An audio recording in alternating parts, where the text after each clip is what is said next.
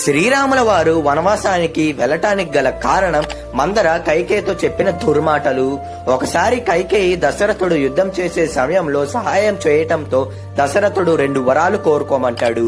అప్పుడు కైకేయి నేను అవసరమైన సమయంలో ఆ 2 వరాలను కోరుకుంటానని చెప్తుంది. శ్రీరాముని పట్టాభిషేకం రోజున మందర చెప్పిన దుర్మాటలు విని దశరథుణ్ణి శ్రీరాముని వనవాసం మరియు తన కొడుకైన భరతుణ్ణి రాజుని చేయాలని కోరుకుంటుంది. అప్పుడు లక్ష్మణుడు రామునితో నేను కూడా వనవాసానికి వస్తానని కోరగా సీతారామ లక్ష్మణులు కట్టుబట్టలతో వనవాసానికి వెళ్తారు. అయితే సీతాన్వేషణలో హనుమంతుడు సముద్రాన్ని లంఘించి లంకకు వెళ్తాడు. అప్పుడు సీతాదేవి కనిపిస్తుంది. అప్పుడు గుర్తుగా సీతాదేవి ఉంగరం తీసి రామునికి ఇమ్మని హనుమంతునికి ఇస్తుంది. సీతారామ లక్ష్మణులు వనవాసానికి కట్టుబట్టలతో వస్తే ఆ ఉంగరం ఎక్కడిది? దానికి రీజన్ తెలుసుకునే ముందు మన ఛానల్ కి లైక్, షేర్ అండ్ సబ్స్క్రైబ్ చేయండి. దీనికి గల రీజన్ సీతాదేవి ముత్తైదువు కనుక తప్పనిసరిగా ఉండవలసిన నగలు, నల్లపూసలు, ఉంగరం లాంటివి మరికొన్ని. అందుకే సీతమ్మ వారి దగ్గర ఆ ఉంగరం ఉంటుంది.